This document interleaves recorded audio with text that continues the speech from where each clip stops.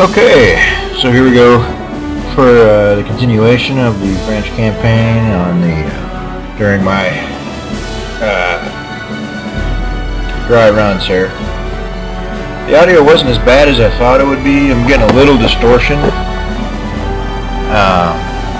and that might have to do with just my volume of the game getting picked up while I play. I mean, or it might have to do with the fact of how much I have to boost my microphone in order for it to pick me up at all, because it is, like I mentioned, the first one, the $8 Walmart special, and I have yet to get a headset which seems to bring the highest clarity and is easier to balance. So this I'm recording while I am converting the first one, just to see how that goes, to see how my multitasking capabilities are in the future when I'm trying to convert a 30 gigabyte recording into say a 6 gigabyte recording, so that I can upload it in less than a day later. So here we are. We've unloaded the intrepid French squadron Escadrille, and it is time for their second mission. The first one was a success. They shot down both enemy planes and suffered not enough damage to put anything out of action. Unfortunately, I was not able to spread the kills out, so now I have an ace and 3 pilots with no kills. And as you can see, I flew one mission. I had 2 targets to shoot down, and in that time the enemy had 7 kills.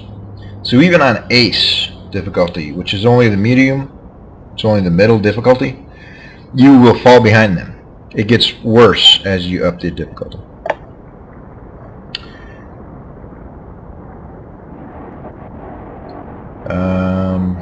This is a photography defense, which means even if they get the picture, if you shoot down the reconnaissance aircraft, you still win the scenario, and it happens over friendly territory, so you don't have to worry about flak.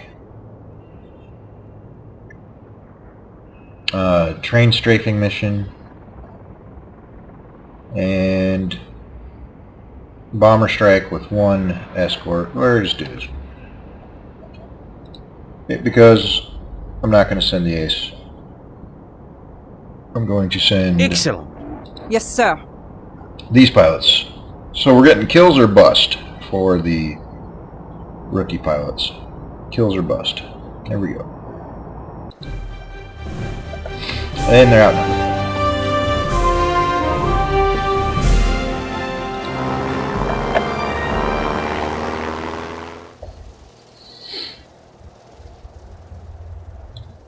So being outnumbered and outskilled by the opposing pilots means we're going to have to put the map to use here.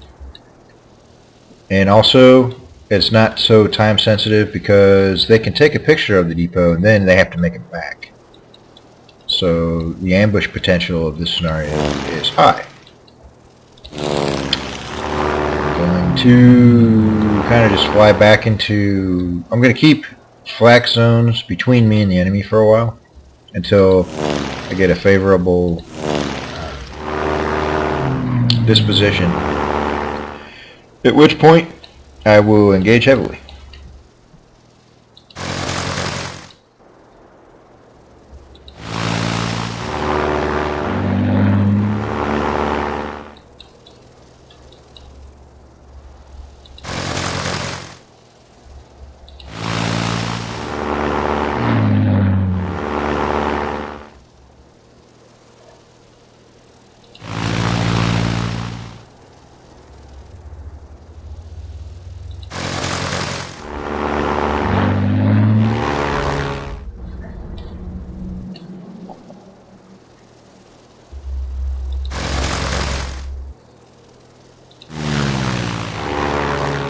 So right now I'm just biding my time.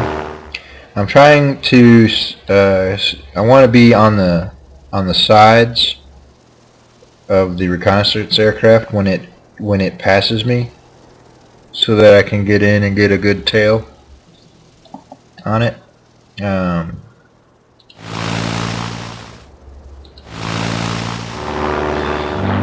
kill it as quickly as possible before the fighters can intervene.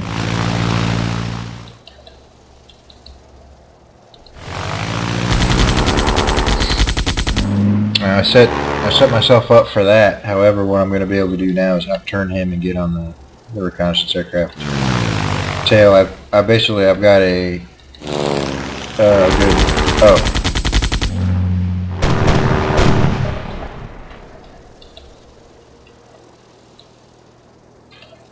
Yeah.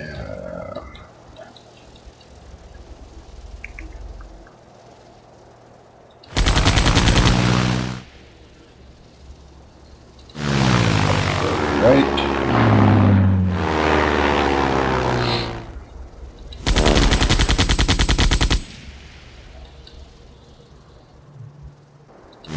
And most of the radial engines of these aircraft gave them a lot of torque to deal with. Some more than others, like later model aircraft. The Camel, for example, was famous for its torque, and it could essentially make level turns. It could make level sharp turns to the right by using the torque. But most aircraft have a run-of-the-mill normal rotary maneuver in this game, which means you can change your facing to the right by 2 hex sides instead of the normal 1. However, you lose 1 altitude in doing so. And still, it's good to get out of a jam. So you want to keep the enemies on your right so that you have that option available to you. And so here, I'm going to fly straight so that I can, let's see, he's banked left, so he's going to be able to go straight or left. He's not going to be able to go right. So what I will do with no threats is I'm going to just fly slow straight ahead, put a couple dings on him, get him set up for a critical hit when it matters later. G-force tolerance has been reached, so we have to fly straight. Get him next time. And that was the defeat message. However, what they don't know is he did that. My engine's damaged. Alright, so I'm looking at the bank attitudes wrong, apparently. I need to go 2 or to the right here. If I do that, I'm going to get pounded by this dude. If I just go straight 1, I'm going to get hit hard by him. Now if I dive to the left, he can dive to the right and hit me from there. If I fly straight ahead, they have to come in through the flak to get me, but then I don't have any options other than to leave the map because I don't have a reversal. If I go dive right, pretty smooth. So that's what I'll do. In the interest of preservation. Meanwhile, yeah, He's going down. Mission accomplished. Got the kill shot on him. So that's it. They cannot get her photographed. No matter what happens to this point, I win the scenario. However, now it's about preserving the aircraft pilots and getting the kills. I'm going to fly straight and just kind of try to lure them into I'm heading home. the flak zone, which they don't bite on. So now I'll get space to turn around safely. And let's see.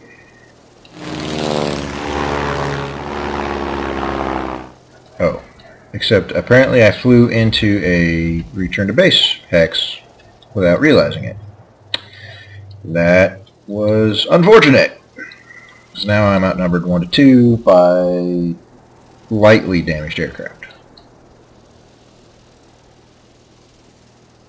I need to really watch what I do.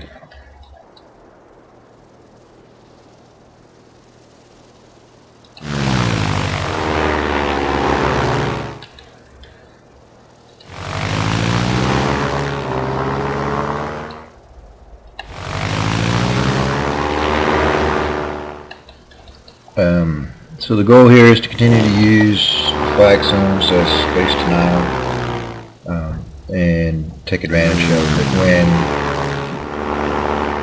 the flag zones give me more options than they have.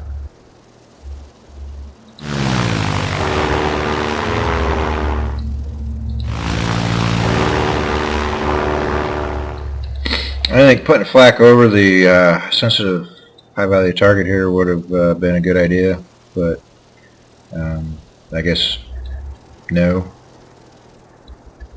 not sneaky enough.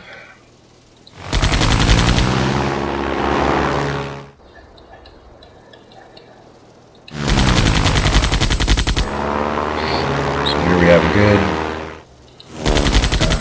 This would not be going this well if we went for the flag zones, I'll tell you that.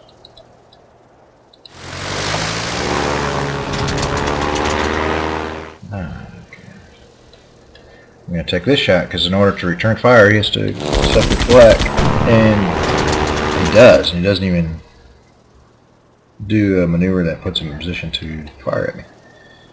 So we're going to really make him pay for doing that. My elevator is damaged! And we're just gonna keep using these flak buffers, keep making them pay for trying to maintain the engagement.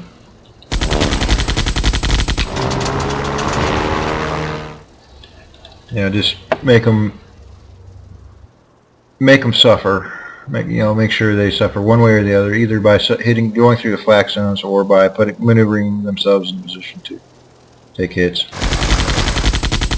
From the fighter, there is no ammo limitation in this game, so you just blaze away all you want. Take all the low percentage shots you want, and let's chip away. I'm going down! There's one. Now for the other. We're going to reset the G-forces and climb, and then we're going to take Route 1. And he's going to fly. Oh, no, he turned off. See, that was... He had no intention of coming into that flak. I'm not sure why he flew towards it, because if you're not going to enter the flak zone and you fly towards it, then all you're doing is getting closer and turning your nose away from the enemy, which is silly. So now I'm going down!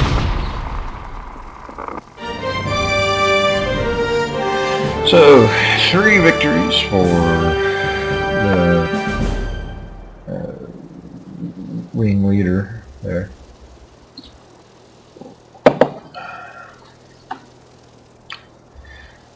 And light damage for the other, which means no recovery time.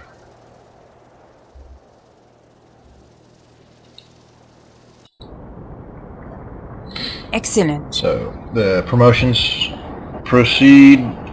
You get subsequent promotions after getting the kills. Opens up a maneuver set draw,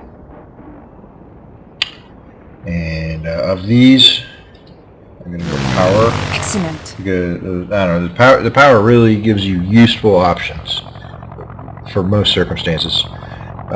Energy retention, you get better at energy management with power, and that helps no matter what aircraft you're flying and no matter what circumstance. So it's just very useful. For our second set,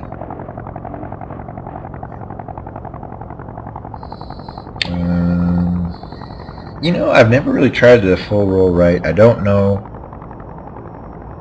the advantages or disadvantages of it. I think really, and it kind of spells it out here, it's not that useful as far as your angling and your positioning goes. However, if you're in a tight situation, it might move you from one hex to another hex with an attitude that is tough to follow. And also during that time, for your enemy's next shot, if you did an invasive maneuver like that, I think it makes you a harder target. But, I think that's what one of these icons means, but I'm not overly familiar with them on purpose, because I want to preserve some mystery when I play these. Anyway, I'm going to take slid and escape maneuvers. They are definitely useful. No guesswork there. Okay, predictive gun sight for improved accuracy. So, Let's see, this person is the last one without an upgrade. I like to spread them out because I probably will suffer casualties at some point, and I don't want all my eggs in one basket, so he gets it, and so does the copycat, squadron leader, who can't stand someone else might have the latest and greatest. Don't know anybody like that in real life, do you? So, that's it for mission 2. We're going to save it here. I'm going to play that back and see how horrible it is.